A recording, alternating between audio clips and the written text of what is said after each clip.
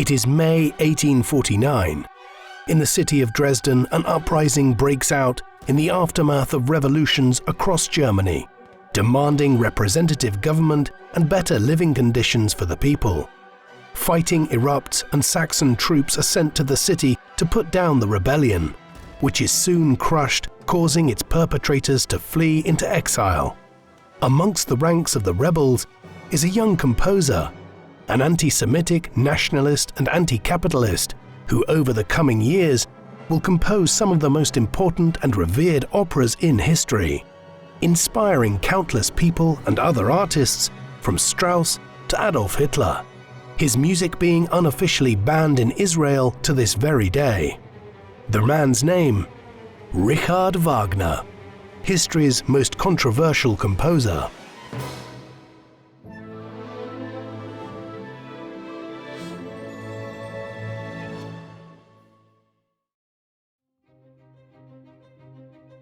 The man known to history as Richard Wagner was born Wilhelm Richard Wagner on the 22nd of May 1813 in the city of Leipzig in the Kingdom of Saxony in eastern Germany, one of dozens of independent states of varying sizes that made up Germany in the first half of the 19th century.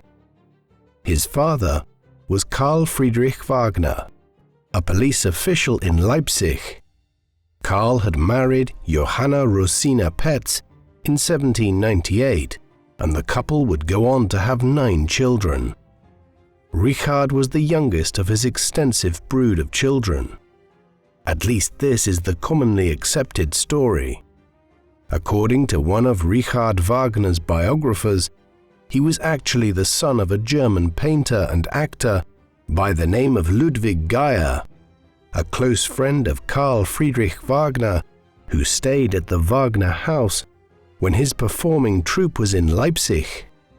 Proponents of this theory note the fact that Richard was not baptized immediately after his birth, as nearly all children were in Europe before the 20th century, and it was only after his mother made an arduous journey through war-torn Europe to visit Geyer at the Bohemian spa town of Teplitz that Richard was baptized in Leipzig on the 16th of August 1813, 3 months after his birth. This is adduced as evidence of Geyer being Richard's father. The theory of Wagner's illegitimacy is disputed by many biographers of Wagner and scholars of his work. Wagner was born in a time of turmoil. The French Revolution of 1789 had eventually led to the outbreak of the French Revolutionary Wars in 1792, as Austria, Britain and Prussia attempted to crush the French political experiment. Since that time, the continent had been at war almost endlessly, though with the French Revolutionary Wars having morphed into the Napoleonic Wars following the rise to power of Napoleon Bonaparte as first consul of France in 1799, later becoming the Emperor of the French in 1804. Much of the fighting in the Napoleonic Wars took place in Central Europe, as Napoleon defeated Austria and Prussia, the 2 most powerful German states, in multiple wars. The Treaty of Tilsit of 1807 had left the French ruler as the virtual master of the continent, with only Russia and Britain undefeated.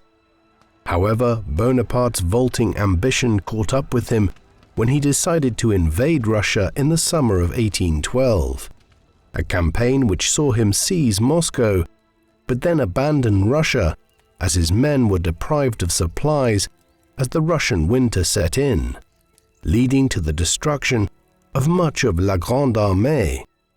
By the summer of 1813, when Wagner was born, Allied Russian and Prussian armies were streaming westwards to liberate German lands from French rule. Although the belligerents reached an armistice in June as Austria mediated between the 2 sides, hostilities resumed by early August. with the Austrians siding against Napoleon. Napoleon defeated a coalition army at Dresden in August, but by October, his enemies were converging on him at Leipzig with a large numerical advantage. The largest battle ever seen in Europe up to that time followed, involving over 500,000 men. It was not a catastrophic defeat for the French, but big enough given Napoleon's numerical position by then that he had to begin withdrawing towards France. Thus Richard was born just as Leipzig briefly became the center of the European wars. Carl Friedrich Wagner's health declined precipitously during this time, and he died from typhoid fever on the 23rd of November 1813 at the age of 43, just 6 months after Richard's birth. Ludwig Geyer quickly came to Johanna Wagner's assistance and assumed responsibility for her children. The couple married in August 1814 and moved to the Saxon capital Dresden, where in February 1815, Johanna gave birth to a daughter named Cecilia, who would become Richard's closest childhood playmate. Geyer was a great influence on the boy, who was known as Richard Geyer until the age of 14, and shared his stepfather's love for the theatre. In 1820, he was sent to study with Pastor Christian Wetzel in Possendorf near Dresden, from whom he acquired an interest in history and literature and began to learn to play the piano. This basic schooling was interrupted when Ludwig Geyer died in September 1821 at the age of 41. Richard was entrusted to the care of his step-uncle, Karl Geyer, a goldsmith from the town of Eisleben, best known as the birthplace of Martin Luther. After 9 months in Eisleben, Richard returned to Dresden and in December 1822 was enrolled at the Kreuzschule, a school that was founded all the way back around the year 1300 for training the local chapel choir. The Wagner household was full of music, and Richard's elder sisters, Rosalie and Clara, were already opera singers. Richard developed a love for music, though he disdained Italian opera and from a young age preferred patriotic music such as Carl Maria von Weber's opera Der Freischütz, meaning the marksman or the free shooter, inspired by German folk themes, and wanted to write his own dramas. At the Kreuzschule, he continued to study history and literature, showing a particular interest in the work of Homer, the putative ancient Greek author of the Iliad and the Odyssey, and William Shakespeare. He tried his hand at poetry, and by 1827, he was neglecting his studies to write a tragedy under the title Leubald und Adelheid, taking inspiration from both Shakespeare and the German Romantic writer Johann Wolfgang von Goethe. In 1827, he returned to his native Leipzig to rejoin his family and enrolled at the Nikolaischule under the name Richard Wagner. Richard wanted to leave school and devote himself entirely to artistic endeavors.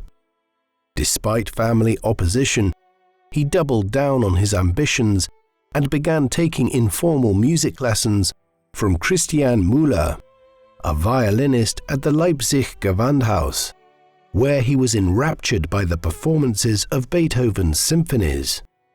In 1829, Richard saw the soprano Wilhelmine Schröder-Devrient sing in Beethoven's Fidelio and was taken by her dramatic interpretation of the role, which served as his ideal for an operatic performer.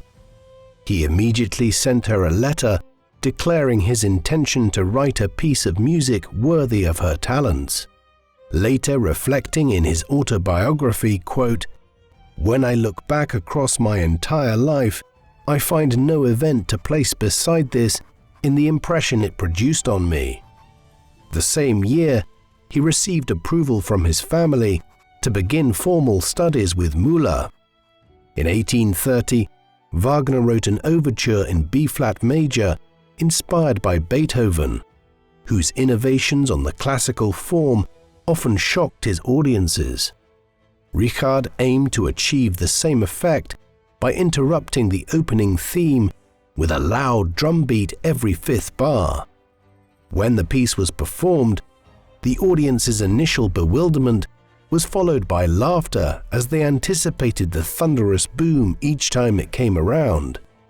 In all of this, he was a precocious talent, achieving much while he was still little more than a teenager. This being said, Mozart had been a child prodigy, and it was not unusual for European composers at the time to begin advanced work when they were still children. In February 1831, Wagner enrolled at the Leipzig University as a fee-paying music student. One of the attractions of the university for him was the social life which it offered. He soon joined the Saxonia Club, one of the many student fraternities in Germany, one which took inspiration from liberal intellectuals and supported German unification. Wagner quickly took to drink and cards and developed a gambling addiction which caused him to lose almost every penny he had until a series of lucky wins led him to win back all he had lost and more. After this early experience, he gave up gambling, quit the Saxonia Club, and was encouraged to pursue more serious endeavors. In August 1831, he began taking lessons in composition from Theodor Weinlich, the choir leader at the Thomaskirche, St. Thomas's Church in the city. Wagner wrote a conventional piano sonata in B-flat major dedicated to his teacher, which was subsequently published as his Opus No. 1, and he impressed Weinlich with a Fantasia in F-sharp major, written at his own initiative. Weinlich helped Wagner with his overture in D minor, which was well received by the audience at its premiere at the Gewandhaus in February 1832. Within a few months, Weinlich informed Johanna Wagner that he had taught her son everything he could, and several more of Wagner's compositions were performed at the Gewandhaus that year. Moreover, during the course of 6 weeks in the early summer, Wagner wrote a symphony in C major, taking heavy inspiration from Beethoven's earlier symphonies. After these initial successes in Leipzig, Wagner began to look further afield and went traveling to some of the great cities where his heroes like Mozart had lived and played. After a 6-week stay in Vienna, he went to Bohemia, where he called on Jenny and Augusta Reimann, the illegitimate daughters of Count Johann von Pachter, whom he had admired since his first trip to Prague in 1827. It seems possible that Richard aimed to marry one of the Reimann daughters, but after a few weeks he realized that Jenny, who hailed from an upper-class family, would never marry a man of his humble birth.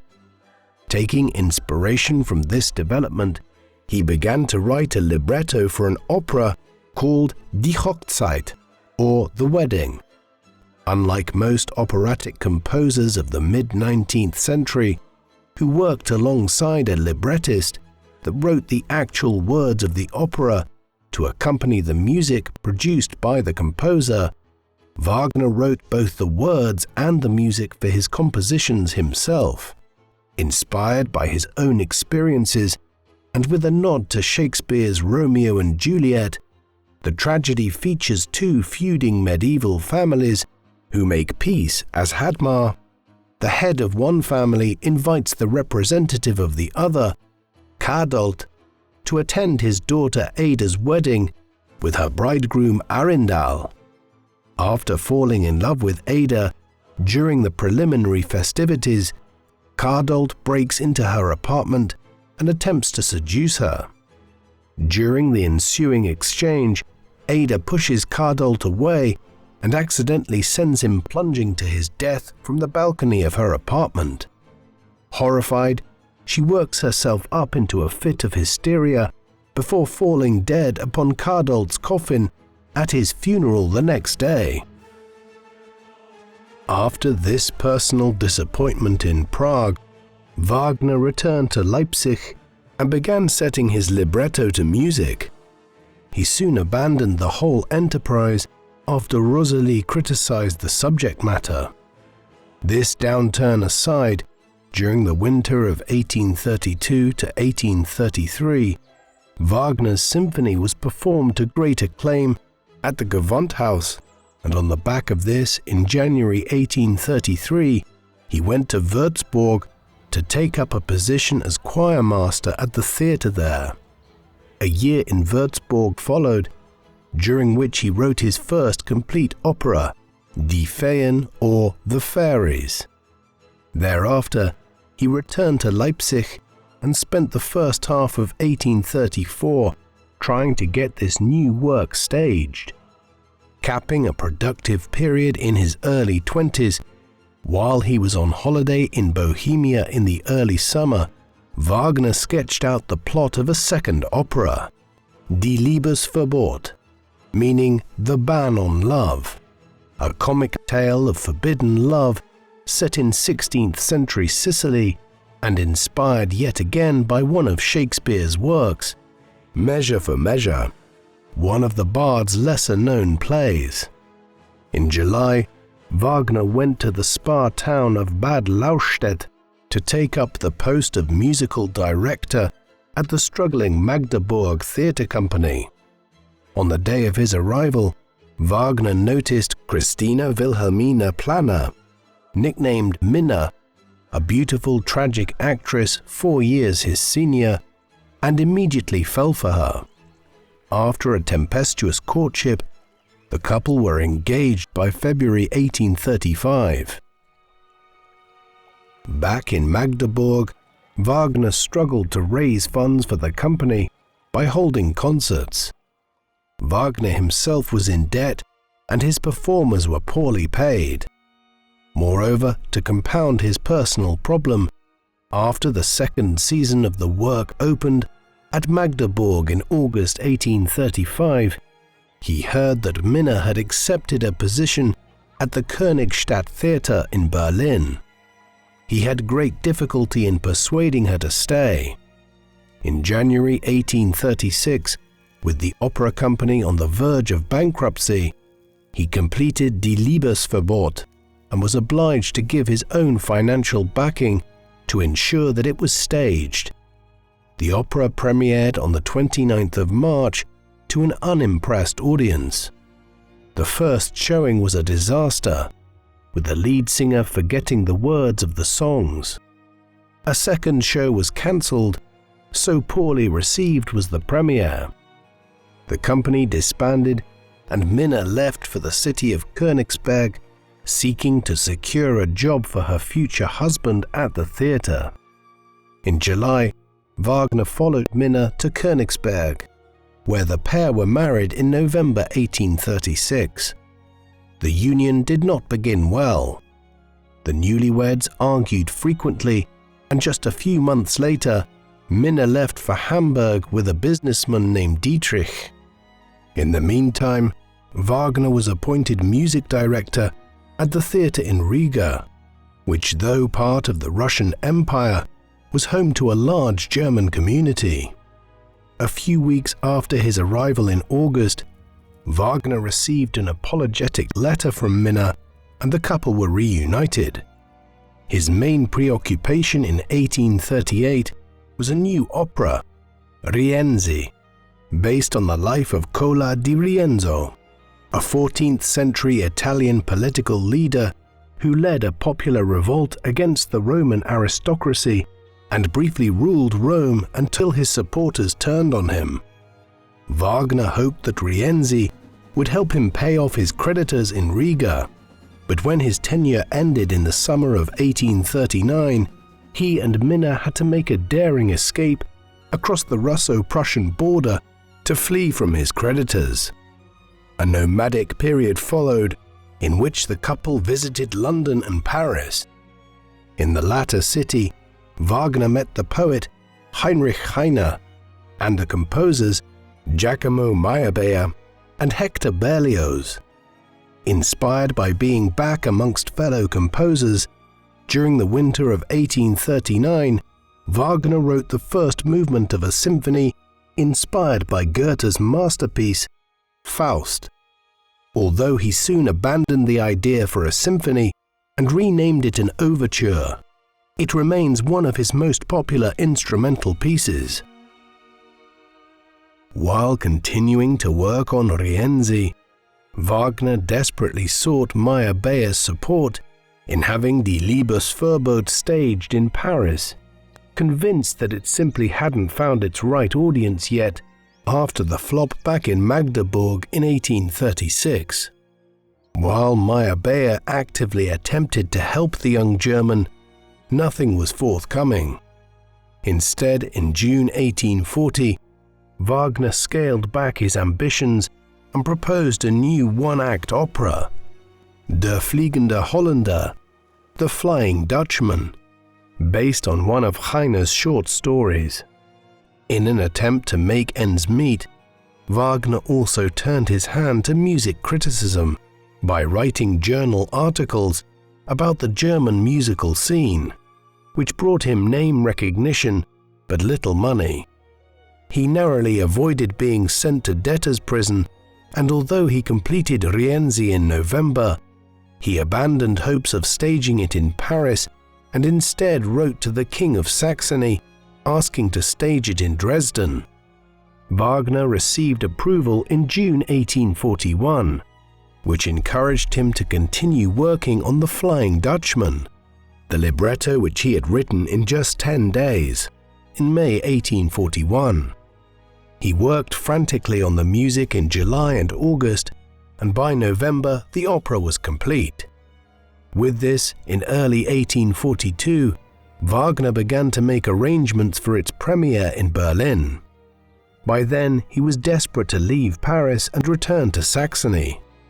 At around this time, Heine introduced him to the work of the medieval German poet Tannhäuser, a 14th century folk poet and singer, while his friend Samuel Leyers, a Jewish scholar, encouraged him to write operas based on medieval Germanic literature and introduced him to the tale of Lohengrin, also known as the Knight of the Swan.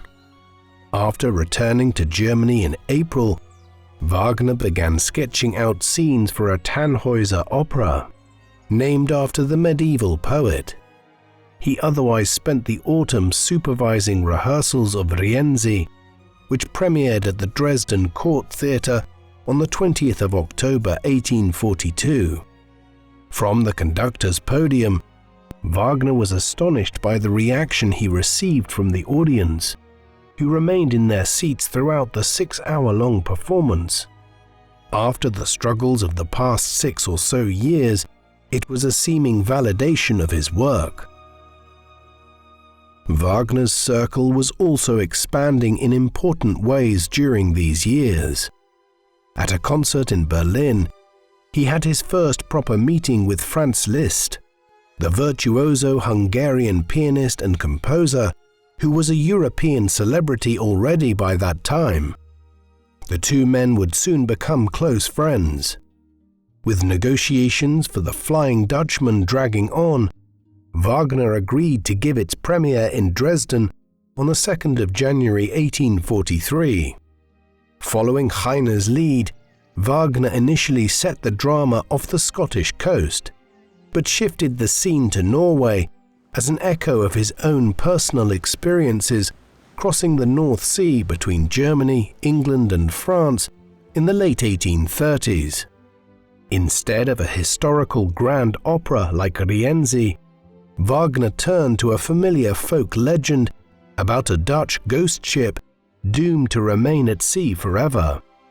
In Wagner's telling, the Dutch captain has an opportunity to lift his curse once every 7 years when his ship is carried to shore, provided he could find a wife who will be true to him. In exchange for a chest of gold, he wins the hand of Senta, the daughter of a Norwegian sea captain named Darland. Although Senta had been in love with the huntsman Eric, she is familiar with the tale of the Flying Dutchman and agrees to marry the strange mariner. That evening, the Dutchman overhears Eric scolding Senta for breaking a vow to be true to him. In despair, he informs Senta of his identity and orders his ghostly crew to set sail. Senta throws herself into the sea, vowing to be faithful until death, an act of redemption that breaks the curse and sees the pair ascend to heaven. Although he received criticism from friends and colleagues who complained that his music lacked the kind of melody that was viewed as aesthetically pleasing by many music lovers in the 19th century, Wagner was pleased with the reception to the Flying Dutchman, which on top of the earlier success of Rienzi in 1842, was seeing his star rise in European circles. In February 1843, he was appointed Royal Kapellmeister at the Saxon court, a position which put him on a secure financial footing for the first time in his life as he entered his 30s. As part of his agenda to reform Dresden's musical establishment, he secured the employment of Karl August Röckel, a musician and socialist who introduced him to radical politics. Wagner continued work on Tannhäuser and completed the libretto on his 30th birthday, on the 22nd of May 1843, but his duties at the theatre prevented him from completing the music until April 1845. At the core of Wagner's opera is Tannhäuser the poet's struggle between profane love, represented by the pagan goddess Venus in her subterranean grotto under the Venusberg, and sacred love, represented by the Virgin Mary and the devoted Princess Elisabeth, the niece of a German aristocrat. Tannhäuser goes on a pilgrimage to Rome, seeking forgiveness for his dalliances with Venus, but rather than receiving absolution from the Pope, he continues to be damned and chooses to return to Venus's embrace. In a departure from a Germanic legend, one in which Tannhäuser enters the Venusberg and is never seen again, in Wagner's version, he achieves redemption after seeing Elisabeth's dead body carried in a procession. He collapses to his knees by her side, falls dead, and gains admission to heaven. During an annual trip with Minna to the baths at Marienbad in the summer of 1845, while he awaited the premiere of Tannhäuser in October, Wagner produced a prose sketch for his opera Lohengrin. His productivity did not stop there, and he sketched out the plot for Die Meistersinger von Nuremberg, the master singer of Nuremberg, although it would be another 2 decades before he turned it into an opera.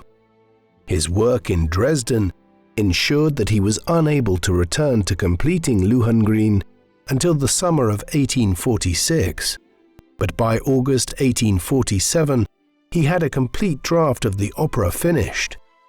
His work, though, suffered at this time owing to a combination of personal setbacks and the febrile political environment which Germany and Europe as a whole were cast into in the late 1840s.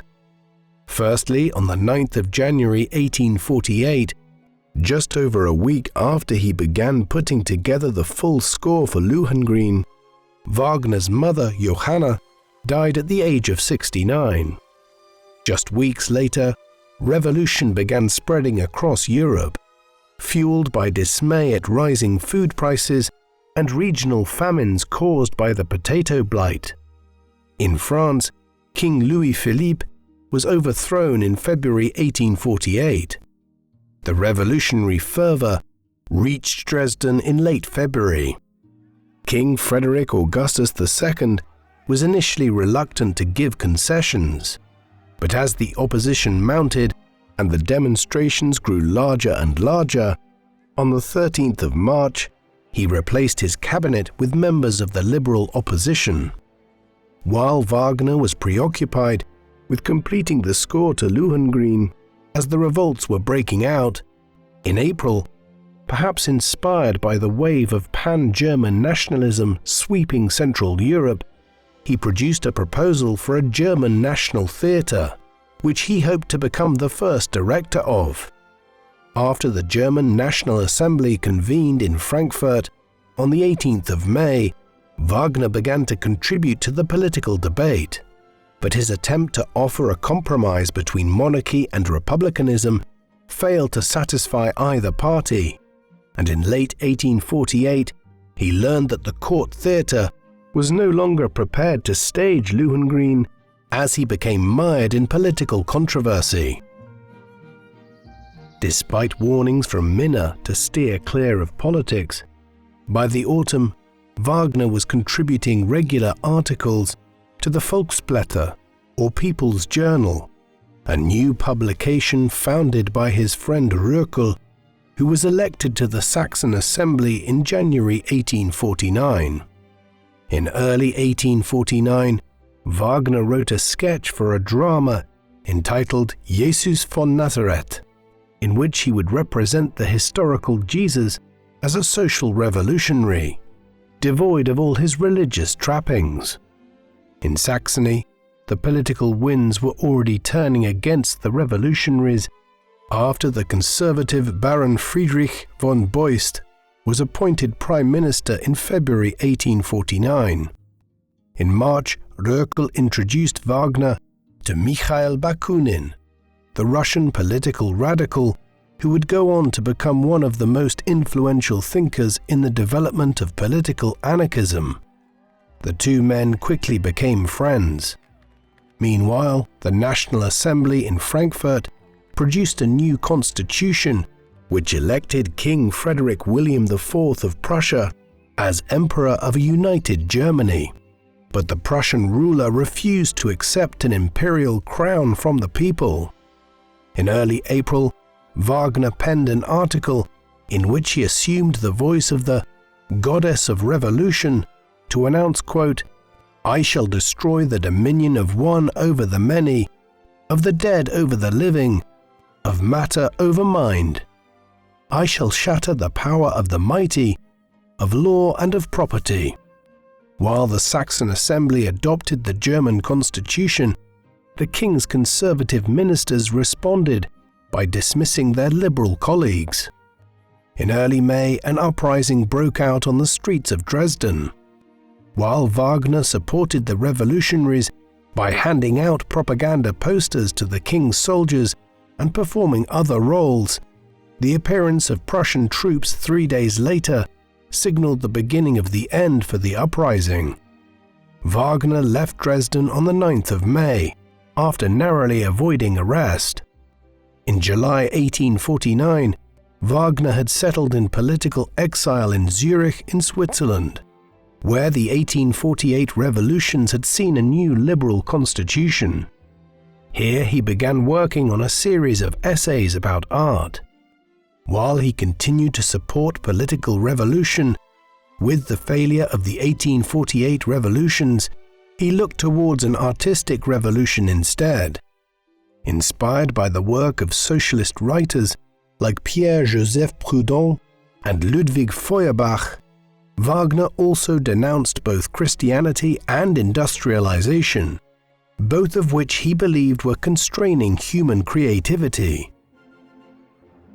Minna soon joined Richard in Switzerland, but the experience of the revolution of 1848 in Germany had further tested the couple's already fragile marriage. In March 1850, Wagner visited Bordeaux after being promised an annual allowance of 3,000 francs from the wine merchant Eugène Losseau and his 21-year-old wife Jessie. He soon discovered that Jessie was unhappily married. The two began an affair and planned to elope to Greece or Turkey, but this was foiled when Eugène Losseau found out about the scheme. Wagner was deprived of his allowance and returned shamefaced to Minna.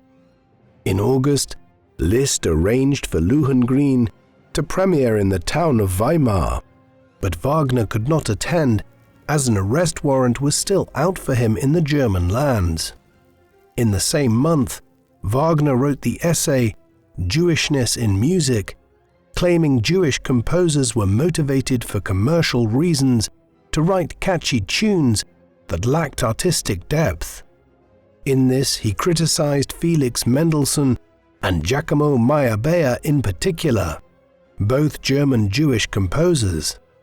Despite having several Jewish friends, Wagner increasingly resorted to anti-Semitic tropes in his writing and argued that Jews could never be German without renouncing their Jewish identity. Wagner's anti-Semitism possibly stemmed from his rivalry with Meyerbeer, though it was also reflective of a growing strand of a more virulent anti-Jewish sentiment around Europe in the second half of the 19th century. Wagner saw himself in the vanguard of a revolution in music. In January 1851, he completed his influential treatise, Opera and Drama, a distillation of his views. For Wagner, the height of artistic creativity was the ancient Greek tragedy, which prioritized the dramatic effect of the text and staging above that of the musical accompaniment. Back in 1848, while he was still in Dresden, Wagner had identified the dramatic potential of the Nibelungenlied, or Song of the Nibelungs, a 13th century German epic poem in which the hero Siegfried meets his death after visiting the Burgundian court. Wagner wrote the libretto for an opera entitled Siegfried's Tod, or Siegfried's Death. In 1851, armed with his new conceptual framework, which some biographers have labeled, quote, a religion in disguise, Wagner broadened his ambitions, and in the summer of that year, he wrote a libretto for Der junge Siegfried, or The Young Siegfried. By November, he conceived of the project as 3 dramas, introduced by a 3-act prologue, and envisaged building a festival theatre where the entire cycle could be performed over 4 successive evenings. Over 2 weeks in November, Wagner drew on Norse sagas and wrote prose sketches for Das Rheingold, the Rheingold, and Die Walküre, the Valkyries, the prologue and the first full-length drama of his new scheme, what would eventually become the Ring Cycle, his magnum opus. He completed the libretto for Walküre in June 1852 and Rheingold in early November, before embarking on changes to his 2 Siegfried dramas. Here, Wagner was getting into new territory, highly conceptual and ambitious work that would see his name written in the annals of musical history. Wagner's libretti for his 4-part epic, The Ring of the Nibelungs, what we call the Ring Cycle today, found favor among his friends when he presented sample pieces to them. These included the silk merchant Otto Wesendonck and his 23-year-old wife Matilda. In April 1852, Wagner's friends encouraged him to give 4 performances of The Flying Dutchman to enthusiastic Zurich audiences.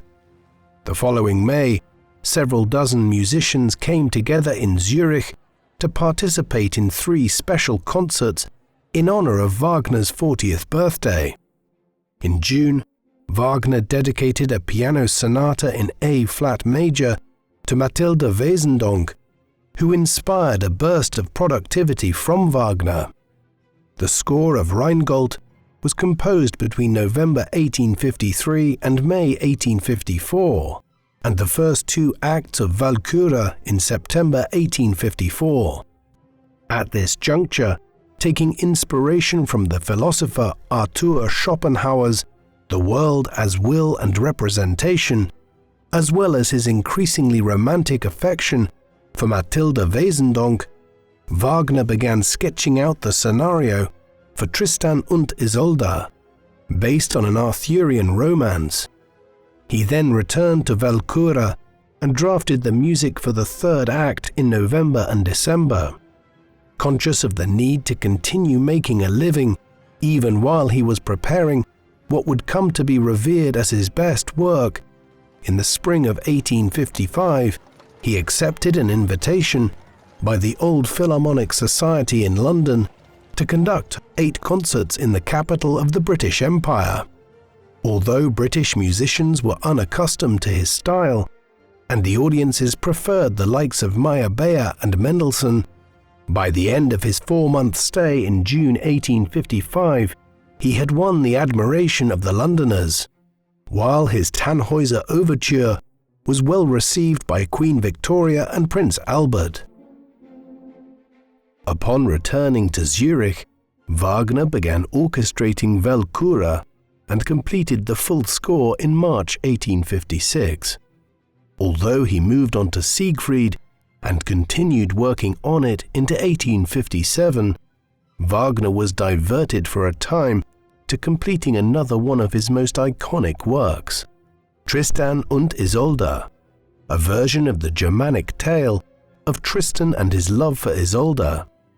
He was inspired in his composition thereof by his relationship with Mathilde Wesendonck.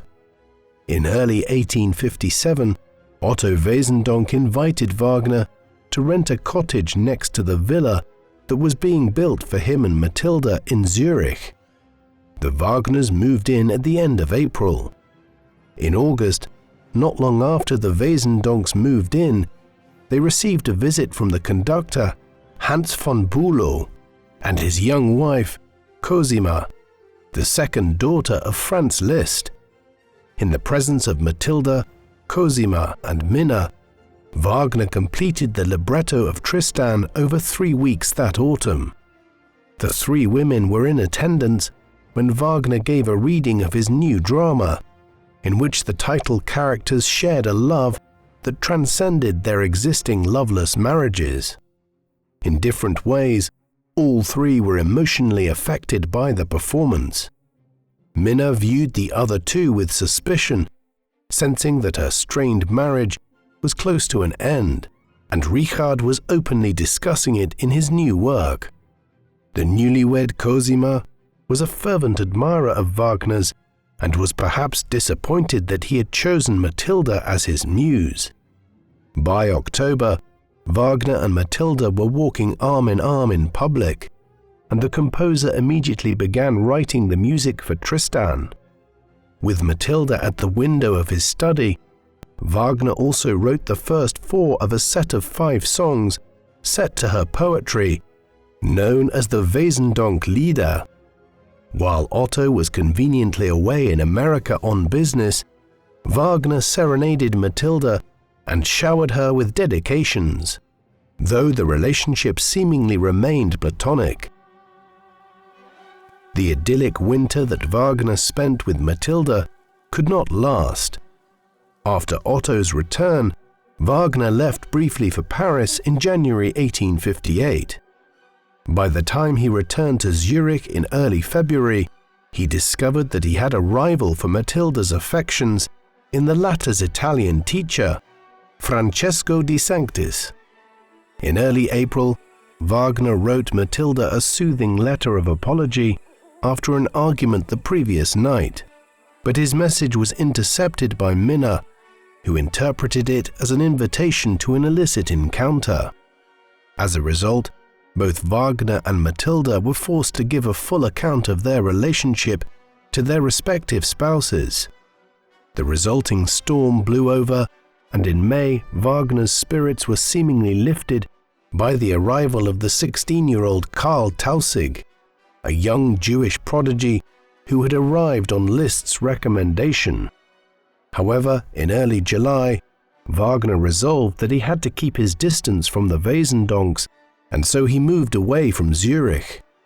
This momentous decision also entailed his separation from Minna, who refused to accompany him. Their acrimonious parting took place in the presence of Hans and Cosima von Bülow. In a further twist in the drama, Cosima confided in Wagner that she had made a mistake marrying her husband and was deeply unhappy. The Bülows left Zurich in mid-August, and Wagner left for Italy the following morning. It was an acrimonious end to a period which had seen Wagner producing some of his greatest work. After his departure from Zurich, Wagner spent several months in Venice, where he worked on music for Act 2 of Tristan und Isolde. He was under surveillance from the Austrian authorities who ruled the city at that time, as well as large parts of northern Italy.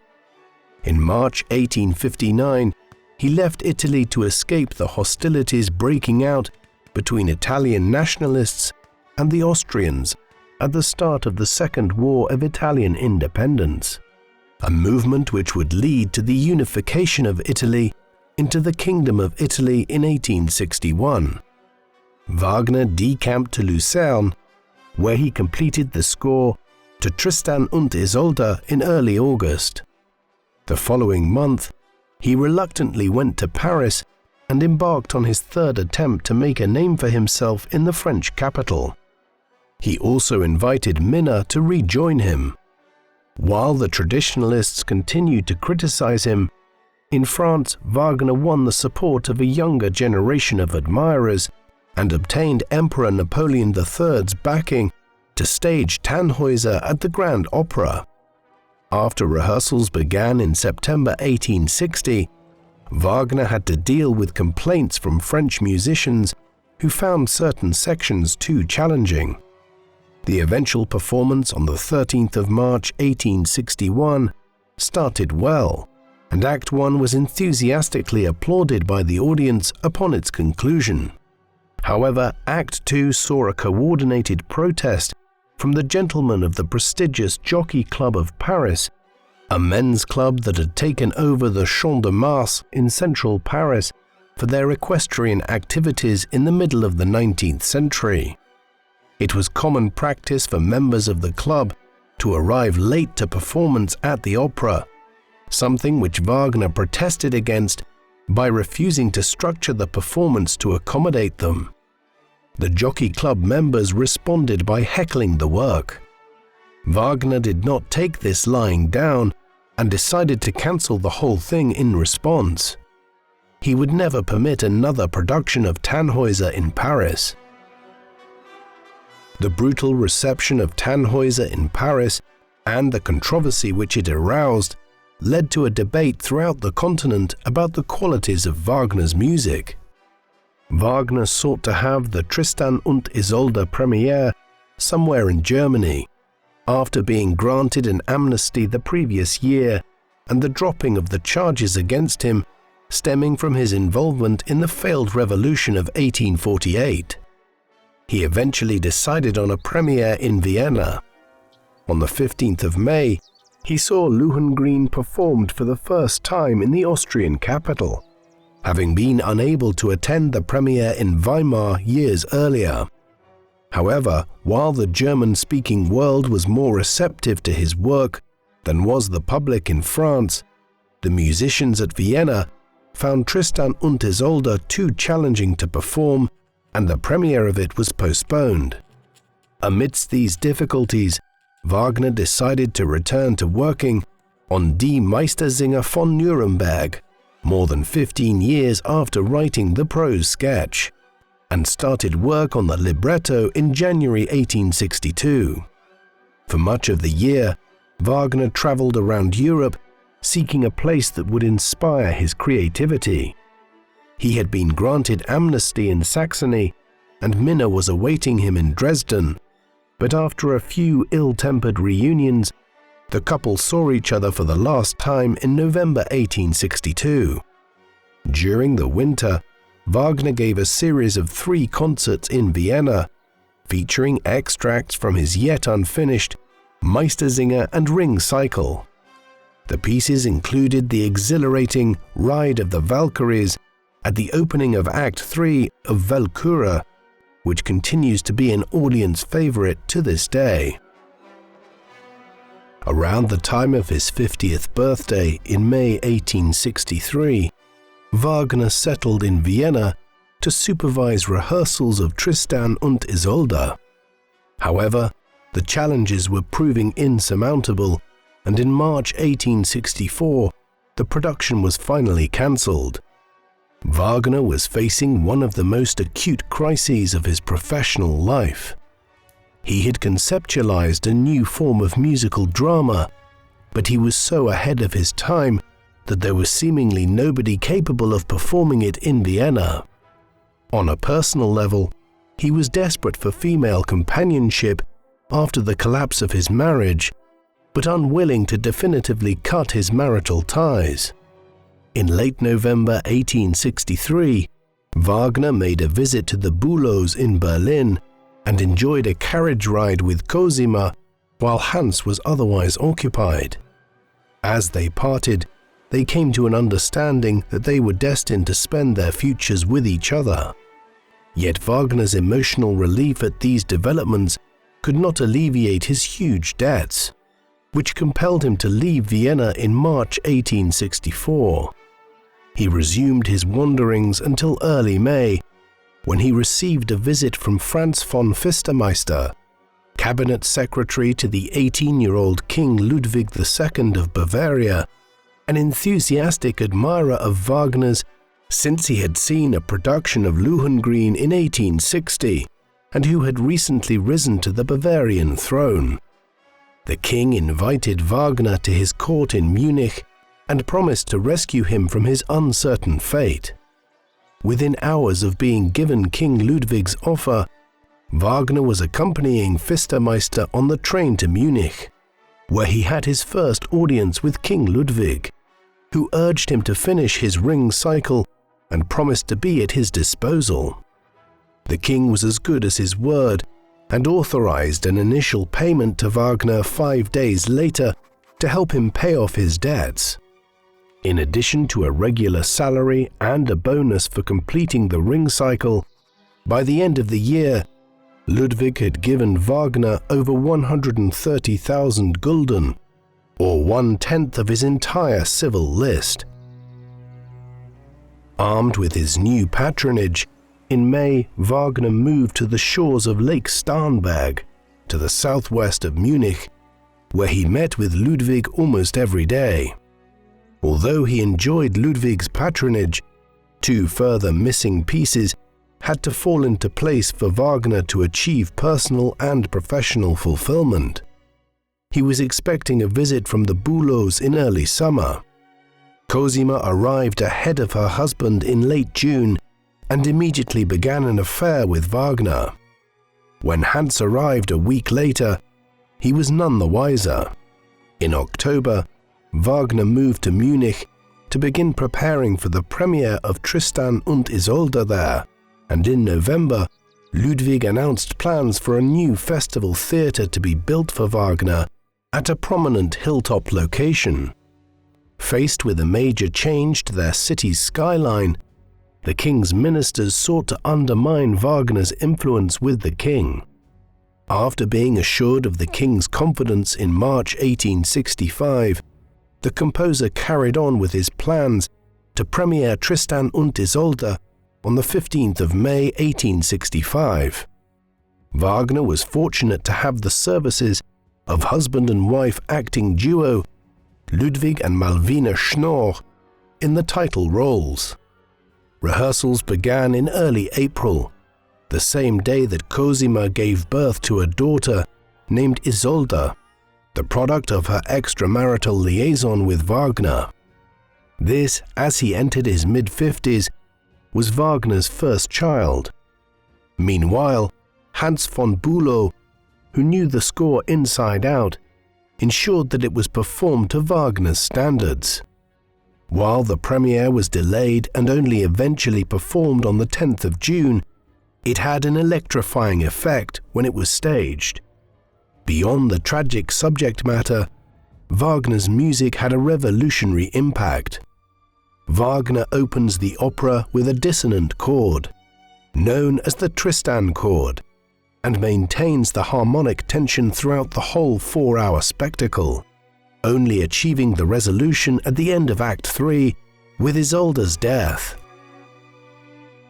After 2 more triumphant public performances of Tristan, things began to unravel when the 29-year-old lead actor, Ludwig Schnorr, died in Dresden on the 21st of July following a sudden illness.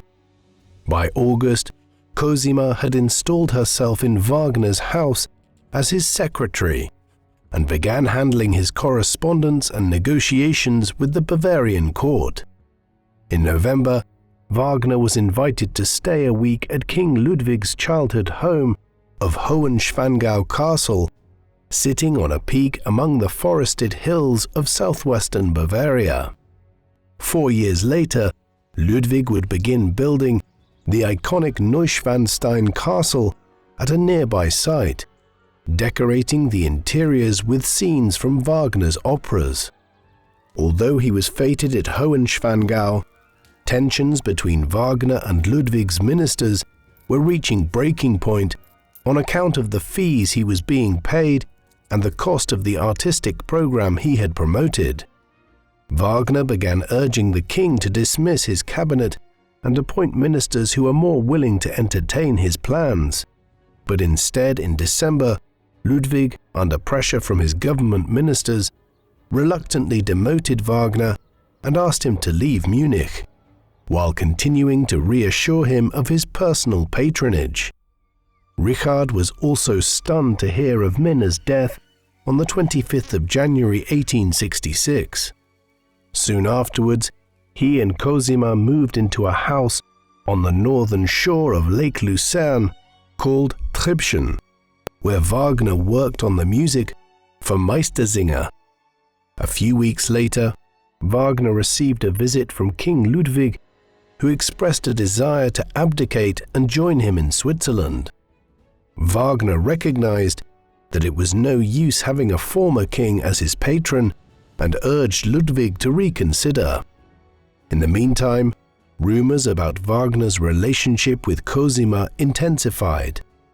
Bülow was appalled by the publicity and wrote to Ludwig to resign his post, but Wagner was still determined to have him conduct Meistersinger and advised Cosima to return to her husband. By this time, she was already pregnant with her and Richard's second child, a daughter to be named Eva, who was born on the 17th of February 1868. Whatever feelings he may have had about Wagner as a person, Bülow continued to admire his music.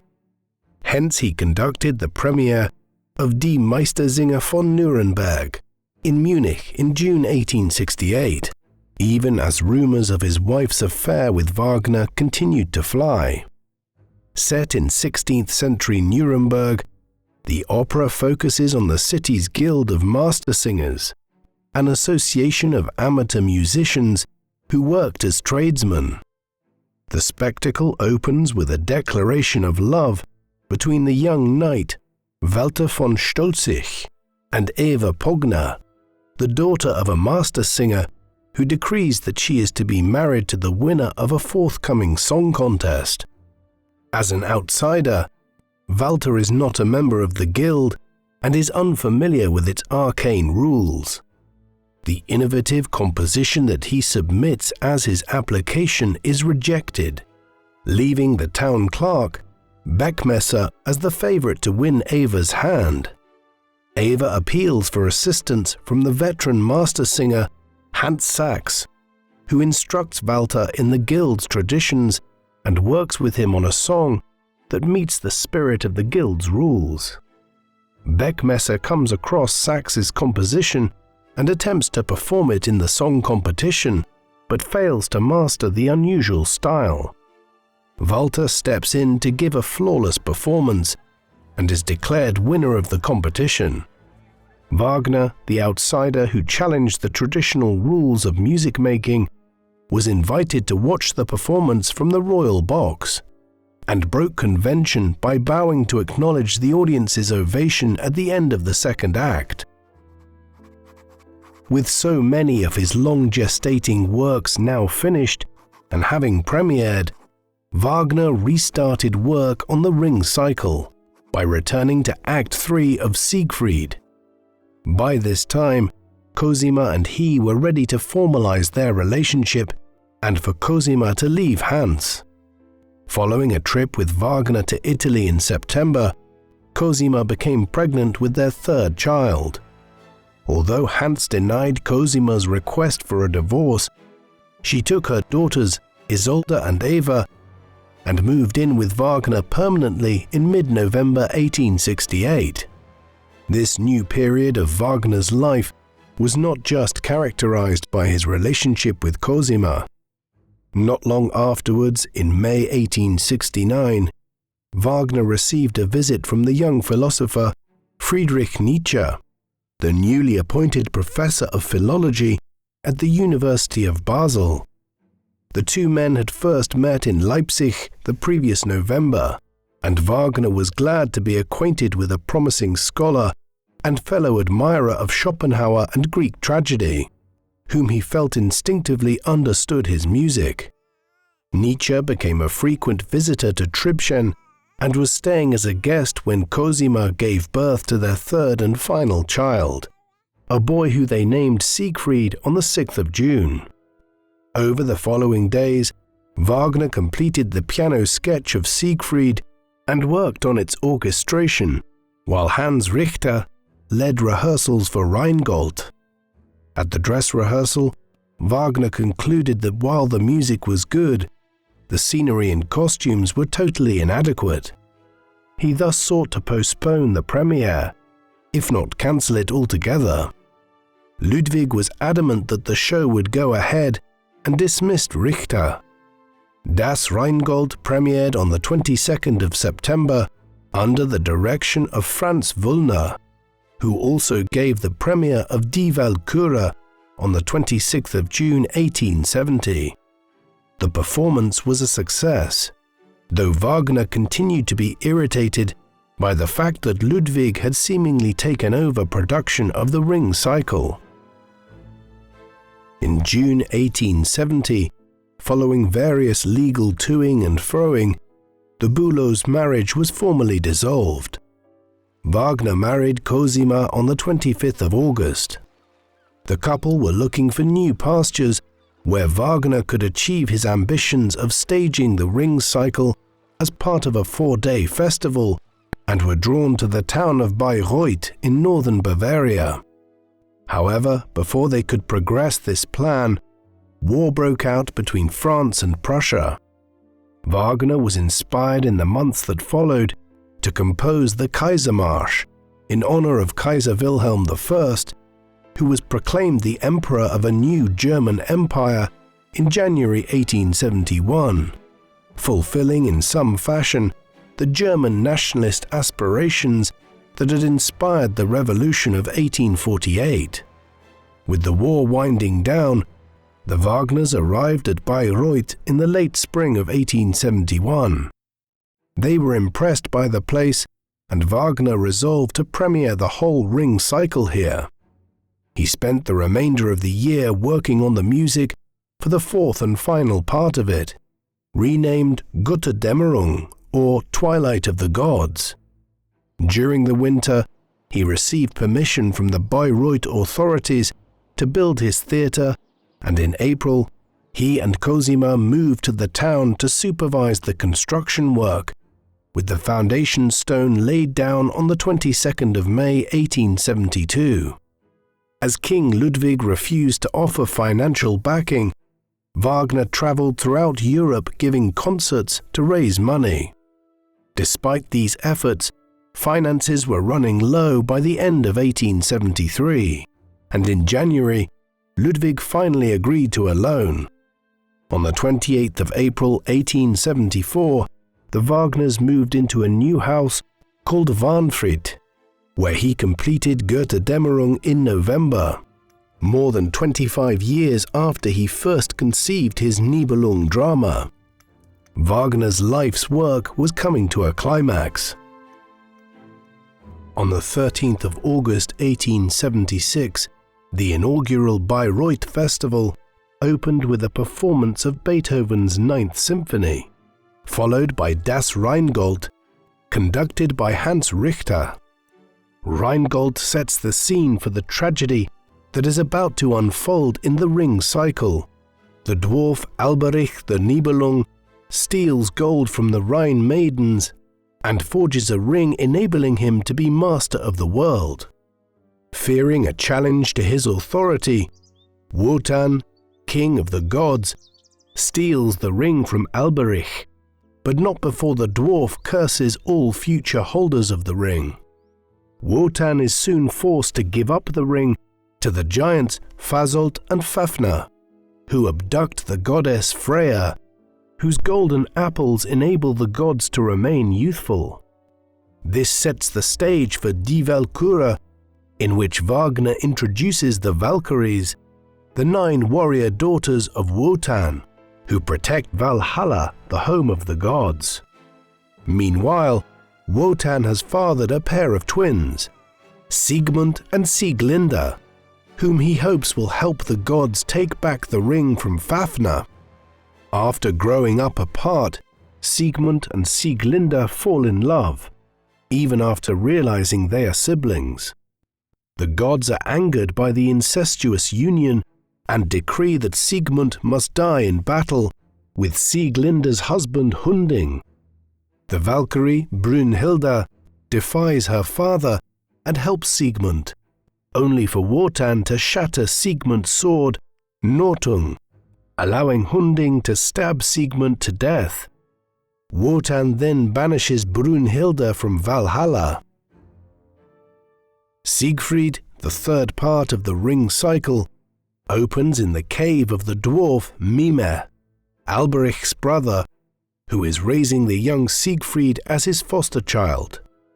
Mime hopes that Siegfried could help him slay the dragon Fafner and retrieve the ring for the Nibelungs, but the young man refuses to help without knowing his parentage.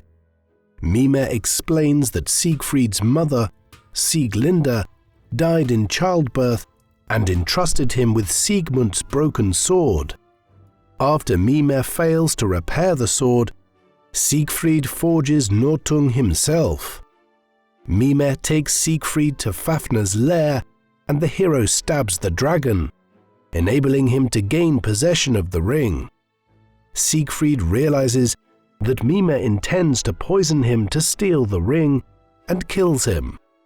In Act 3, Siegfried encounters an old man.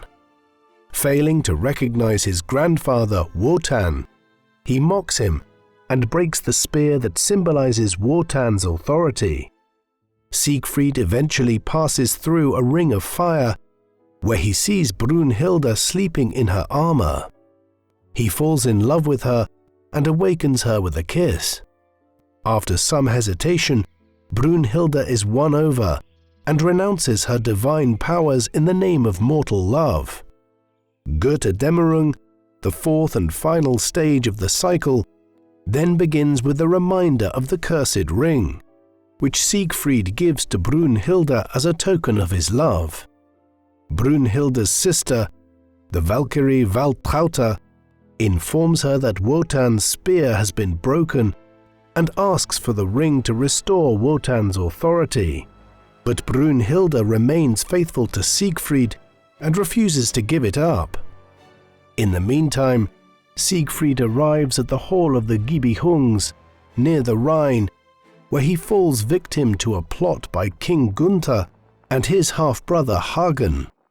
After being given a potion that makes him forget his love for Brünnhilde, Siegfried is ordered to kidnap her and bring her to Gunther's court.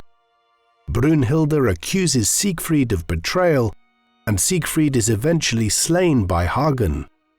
Brünnhilde belatedly realizes that Siegfried is innocent and orders a tall funeral pyre to be built for him. After lighting the pyre, Brünnhilde mounts her horse and rides into the flames, which rise up and cause the hall of the Gibelungs to collapse. The Rhine bursts its banks, the Rhine maidens retrieve the ring, and the curtain falls as Valhalla and its gods are consumed by flames. The Bayreuth festival was attended by several monarchs, including 2 emperors, Wilhelm I of Germany and Pedro II of Brazil, as well as an incognito Ludwig of Bavaria, all of whom paid tribute to Wagner's accomplishments. Also in attendance were an array of distinguished composers, including Piotr Ilyich Tchaikovsky, Anton Bruckner, Camille Saint-Saëns, and Wagner's father-in-law Franz Liszt. Nietzsche was also briefly in attendance.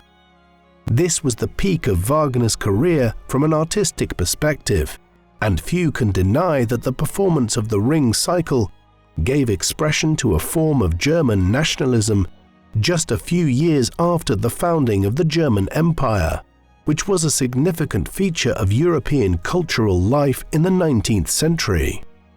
Yet, while it was an artistic success, the festival was a financial failure, and after 3 cycles, the festival closed at the end of August, with a loss of 150,000 thalers. Wagner was unhappy with some of the scenery and staging and vowed to make changes the following year. However, given financial difficulties and his own failing health, Wagner would never see the Ring Cycle performed at Bayreuth again in his lifetime, and his efforts to sell the festival theatre to either the German imperial government or the government of Bavaria came to nothing. Instead, in January 1877, Wagner turned his attention to Parsifal, based on the Arthurian knight Percival and his quest for the Holy Grail. He first alighted on the idea in 1857 and wrote a prose sketch in 1865. By April 1877, the libretto was complete.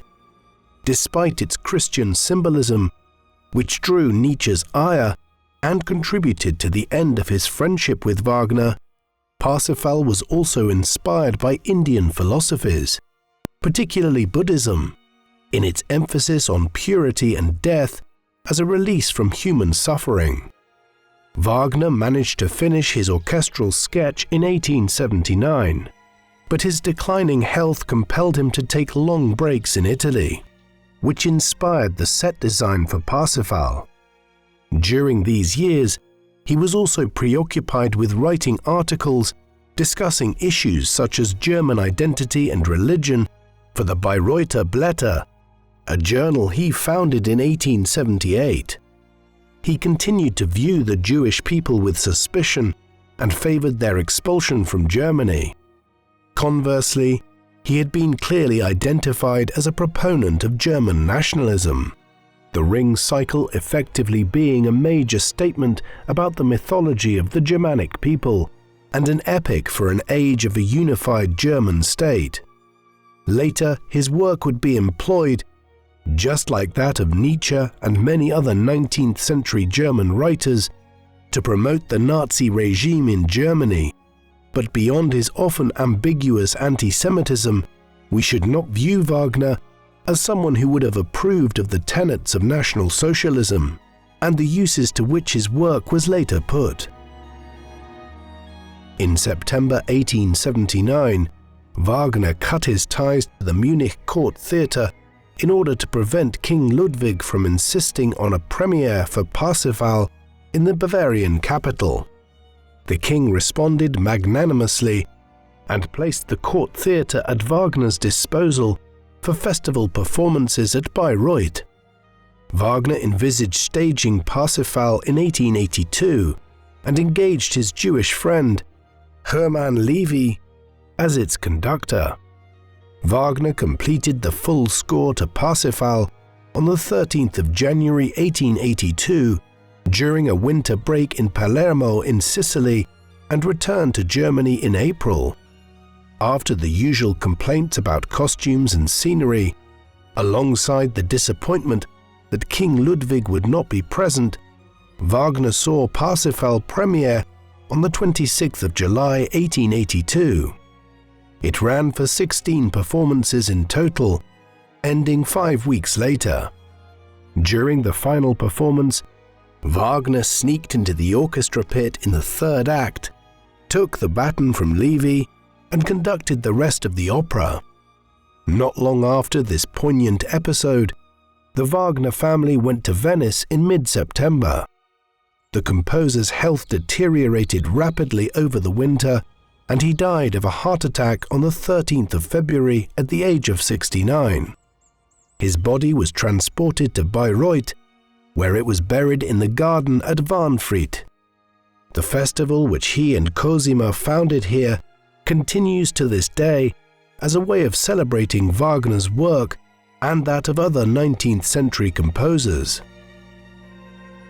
Richard Wagner left behind a legacy as one of the most controversial musicians in world history. As a composer and dramatist, he revolutionized opera music, breaking away from the rules of harmony and tonality that were otherwise adhered to unquestioningly in the 19th century. Despite his unconventional approach, he soon established himself as one of the great modern composers.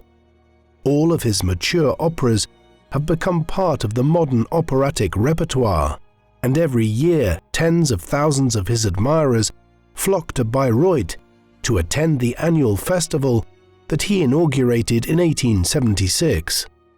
His work also can be said to have formed the template for how modern film scores are often arranged.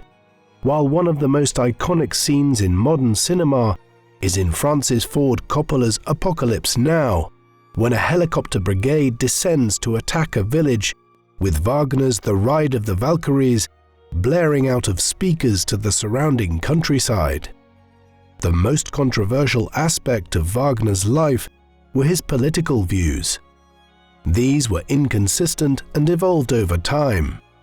While his youthful left-wing views moderated over time, his attitude to the Jewish people hardened in an age of growing anti-Semitism in Europe. Though contradictorily, he counted many Jewish people among his close friends. Nevertheless, he had a tendency to blame the adherents of Judaism for all of the world's ills. Furthermore, his ideas about the superiority of German culture, rooted in medieval folk legend, were appropriated by Adolf Hitler and the Nazis during the 1930s, with Hitler portrayed as Parsifal, cleansing the past and bringing forth a new order.